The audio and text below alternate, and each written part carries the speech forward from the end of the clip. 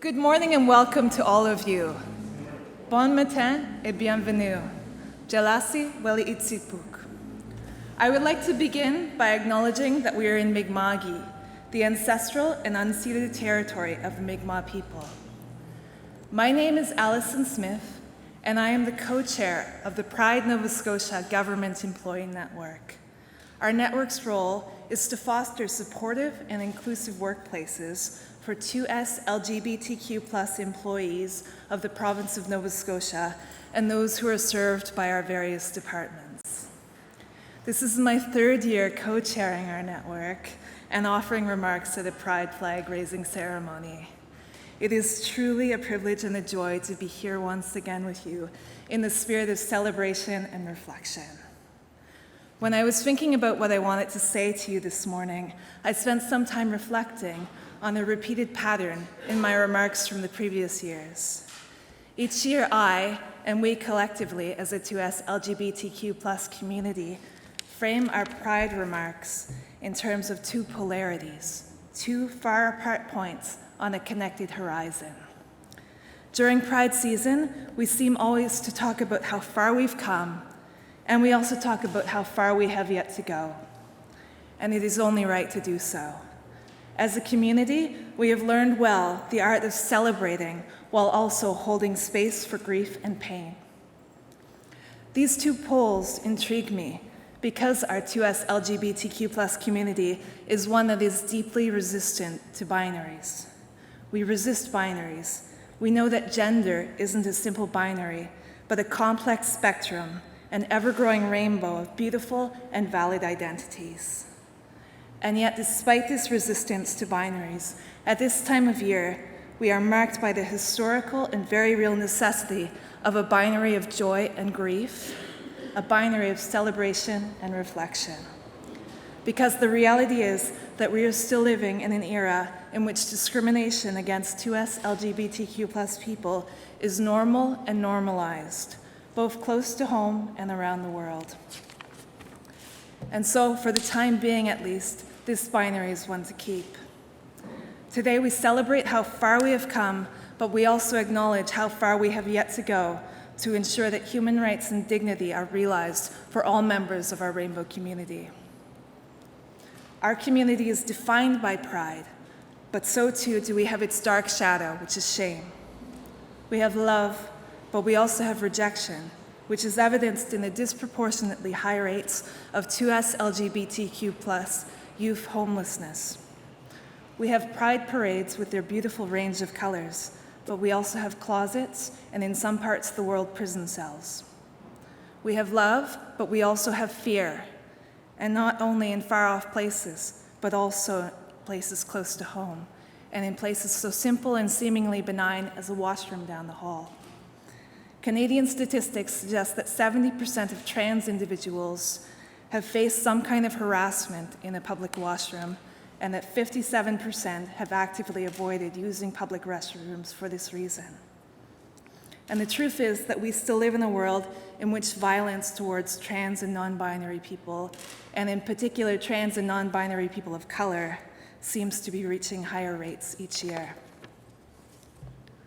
When I raise these points, I certainly don't want to rain on our rainbow today, but I suppose you can't really have one without the other. And to balance these dark skies, the truth is that we really have come so far. Tomorrow marks the 50th anniversary of the Stonewall riots. 50 years ago, at the Stonewall Inn in New York City, 2S LGBTQ+ people took a stand and fought back against violence and discrimination. Stonewall has become a symbol of the pride and resistance that has defined our community. And to bring things closer to home, in Canada, it was 50 years ago today, on June 27, 1969, that the Criminal Law Amendment Act received royal assent. This decriminalized same-gender sex acts between consenting adults, thus giving momentum to a pride movement in Canada as well. And to bring things once again even closer to home, Halifax had its first Pride Parade 31 years ago. 75 people marched through North End, Halifax to protest homophobic violence and discrimination. Many of those who marched wore bags over their heads.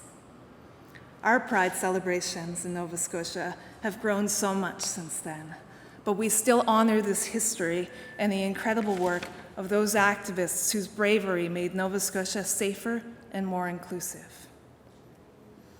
The Pride flag raising is an opportunity for all of us to reflect on the significant work that has been accomplished over the past 50 years to advance the rights and equality of 2S LGBTQ+ people. There are many victories to celebrate. When looking back just over the past year, I am delighted to reflect on amendments passed to the Nova Scotia Vital Statistics Act and regulations, which broaden the options for gender markers on birth certificates.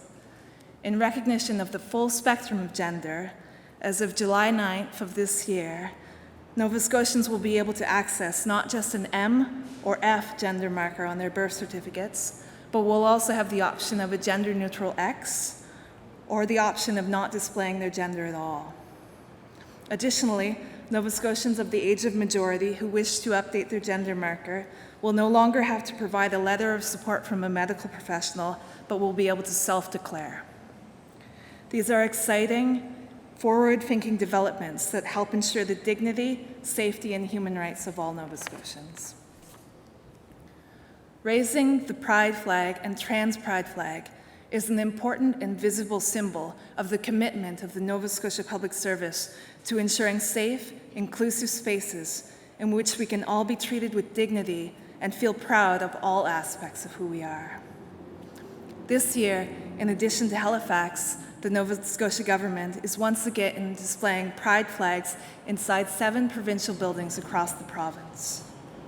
This year, flags will be displayed in Yarmouth, Bridgewater, Kentville, Truro, Amherst, Port Hawkesbury, and Sydney. Also, for the second year in a row, we are delighted to be raising not only the traditional rainbow flag, but also the Trans Pride flag here in Halifax today.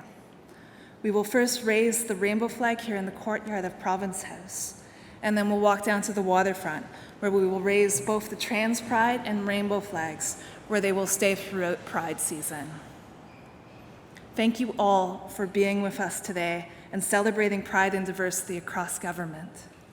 I'm very pleased to introduce our first guest speaker for today. Please join me in welcoming Premier Stephen McNeil.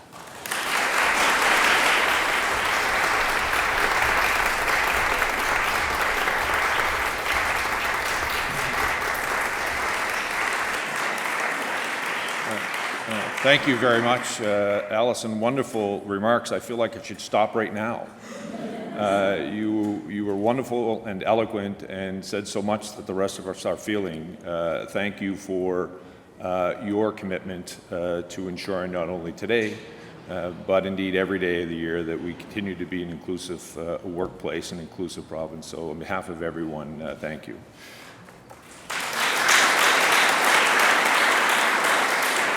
I am honored to be here with you as well, to help raise the flag, but more importantly, to help celebrate all of who we are, to be here and supporting our 2S LGBTQ+ community. It's an important role for me as your Premier to be part of that, and as Alison said, it was 50 years ago tomorrow that the riots in New York took place, but I'm really here to help and say thank you to all of you for the Pride Nova Scotia Employee Network, who are working on behalf of all Nova Scotians to ensure that we as a province and as employer continue to be an open and inclusive workplace where all of us can be who we are in not only in our own homes and our own environment, but quite frankly in the places of work, and be surrounded and supported for who we are and the expression of who we are in those workplaces. The work that you're doing is building on the work that took place 50 years ago in New York, and it was said 50 years ago today in Canada. You're continuing to build on those shoulders. I'd like to tell you that your work is over, but it's not. We need to continue each and every day to ensure that all of us, no matter what position we hold, what job we're in, or what workplace we're in, can feel supported, loved, and cared for in that environment. That's why I'm so proud, Laura Lee, I can call you Deputy Laura Lee, and all of you for the fact that the Nova Scotia government has been recognized for 2 years in a row as one of the best diversity employers in the country. You should be proud of that.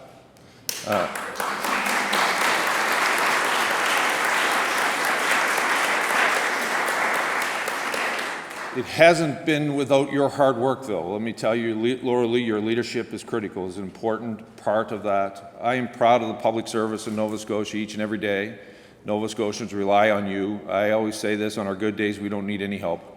But on our bad days, we need all kinds of help. And it doesn't matter whether you're the Premier or whether or not you're unemployed in a small town in our communities. There are days that we all need somebody.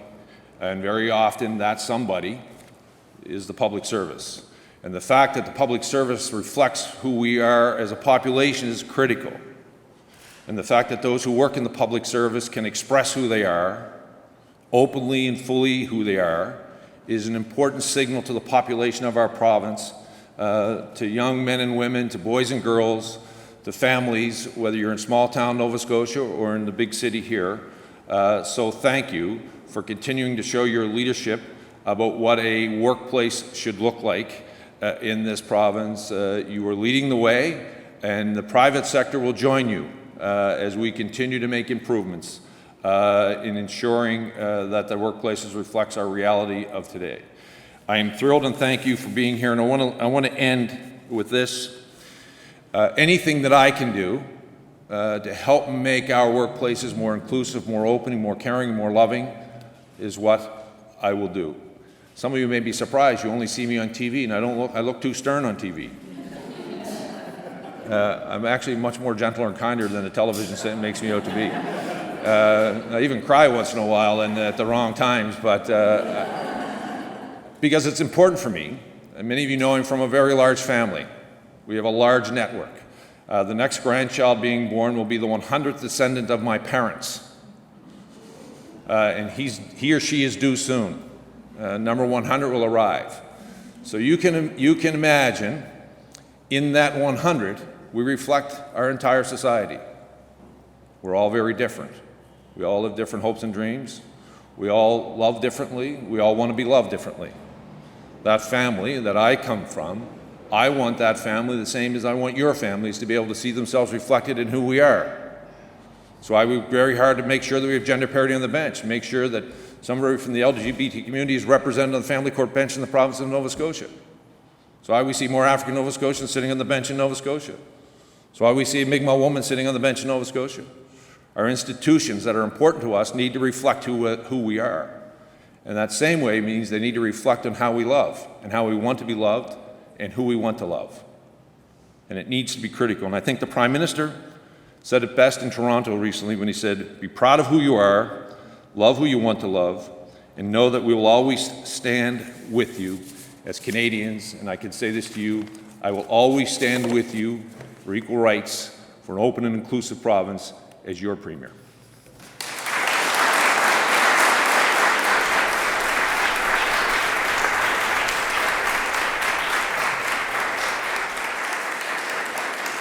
Thank you so much, Premier McNeil, for your very thoughtful remarks. Next, it's my pleasure to introduce Public Service Commission Minister Tony Ince. Minister Ince.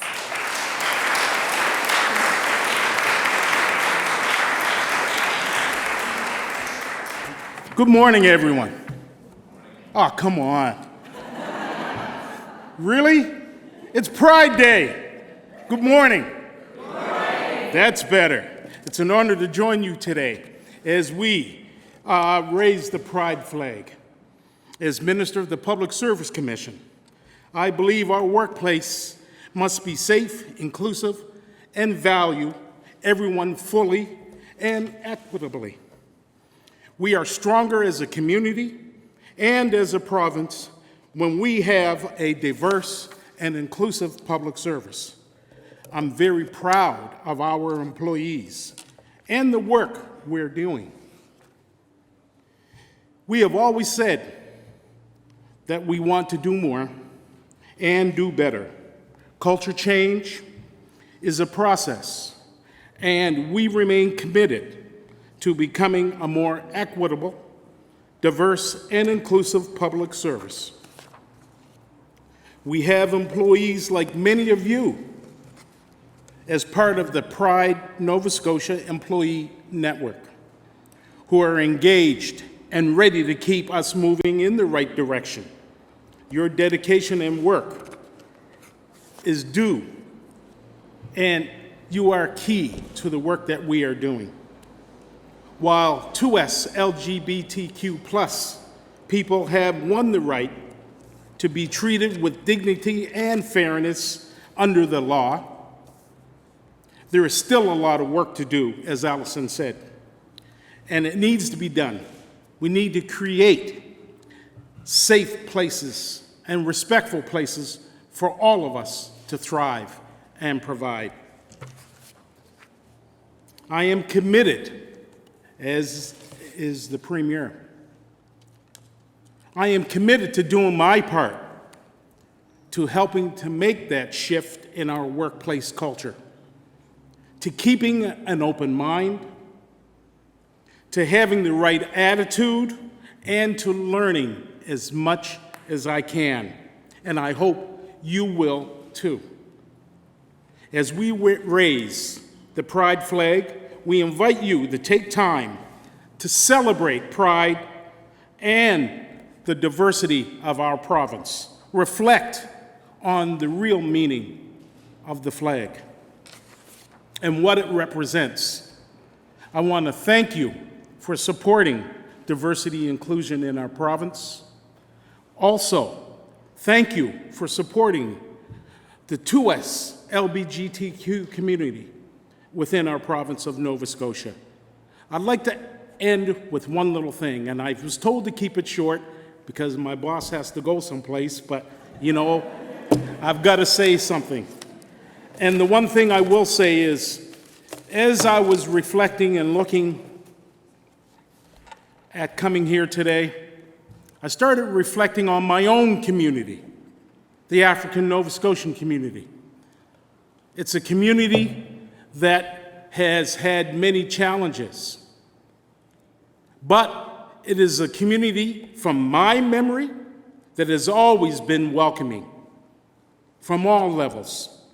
I recall in the 60s and 70s, 3 gentlemen in our community who were open, very open. Everybody in the community knew it. And while I used to hear the comments and talk about how homophobic people of African descent are, I recall the times when we had community parties and picnics, and these individuals were welcomed openly.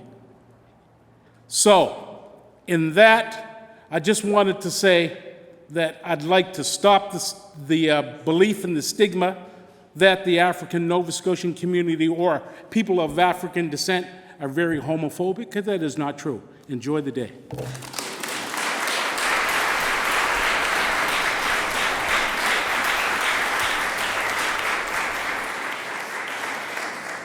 Thank you so much, Ministerians, for your wonderful remarks and for the way you always speak from your heart. It's my pleasure now to welcome Commissioner Laura Lee Langley, who's been with our network from the very beginning as our Deputy Champion. Please join me in welcoming Commissioner Langley.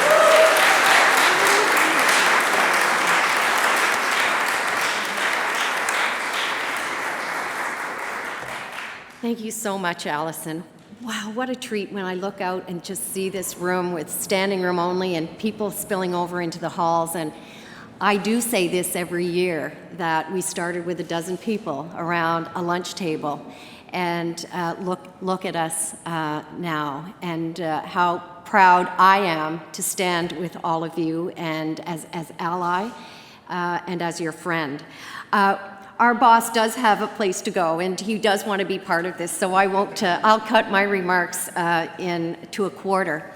But I do want to recognize the leadership of our Premier and our Minister and government and the House for what we're doing. And it really helps when you have your elected officials and your Premier supporting you to the level that our Premier does and our Minister does. It really does help send a message across government and into our broad community about the importance of pride and the importance of acceptance and love. And so thank you, Premier, and thank you, Minister.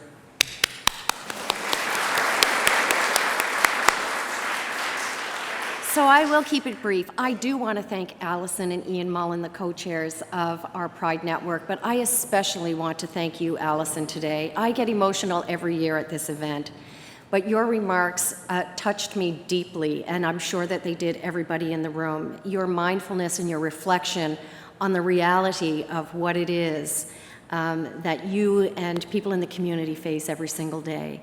And I have to tell you that you said it all so eloquently and with such grace that it will leave a mark for me for a very long time. So thank you.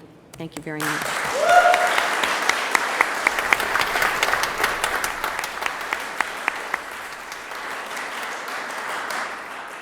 One more thing. I do want to mention our initiative, Be the Change. Be the Change was born out of a desire to build pride in the public service, period. This gathering of all of us here today to raise the pride flag, it's an example of us.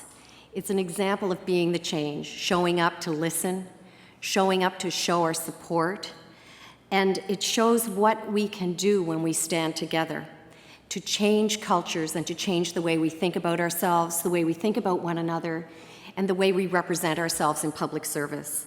I want all of us to feel safe and comfortable to bring our whole selves to work, and I don't want that to be cliche, because I think we all have to realize that we need to meet people where they are instead of having them come to meet us. We must stand together in that respect. And so everyone in this room, everyone who's watching online across government, has a role in creating and maintaining supportive workplaces for people of diverse sexual orientations, sexes, gender identities, and gender expressions.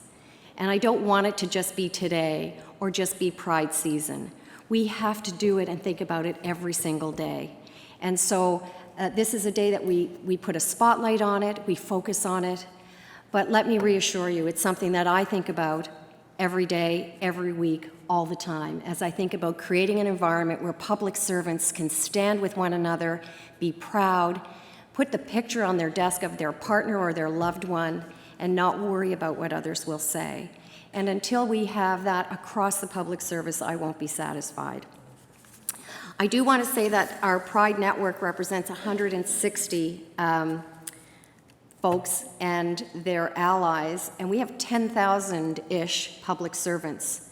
So you know that 160 people are carrying the freight and doing some heavy lifting. Next year, I want all of you to bring a friend or an ally with you. When we go to Pride this year, I want our float to be safe, but I want a lot more people. A lot more, we're not allowed to hang off the sides or anything. But last year we did have just about at capacity. We're building every single year. Come out and join us for Pride Parade. It is the blast of the light. The joy that's in the energy and the joy that we feel is just, you can't describe it. It's similar to the joy that I feel today looking out. So look, that's it. I just want to say how proud I am to stand with you as colleagues, as community members, as neighbors, but most importantly as my friends. I want to thank you all for the work that you do.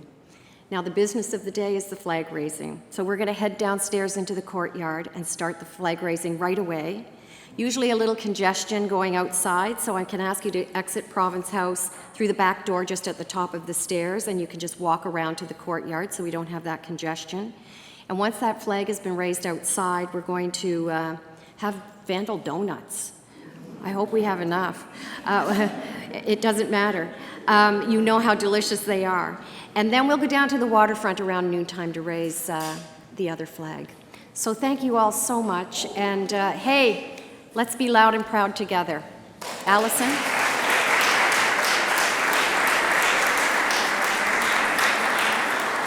I have only one more thing to say. Laura Lee closed off our ceremony so beautifully, but I just wanted to give a special shout out and thank you to Kim Scott, who today baked for us a rainbow cake, which is incredible. 10 hours of love and labor. I can't even make toast well, so I bow down to you. Okay, let's Yeah. all go raise the pride flag together. I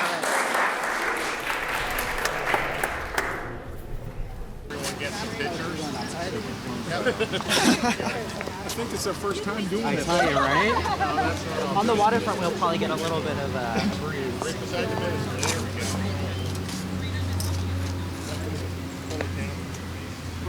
Look better this way. Hides the icy. Big donut? You guys are gonna love the donuts.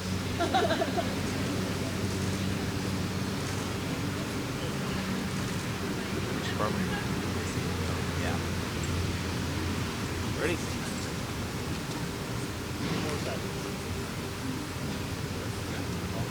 Okay, whenever you're ready.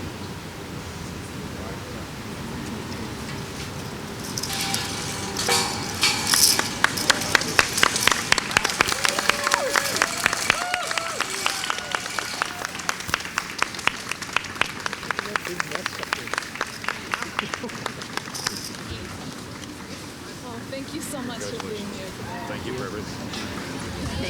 Thank you for everything.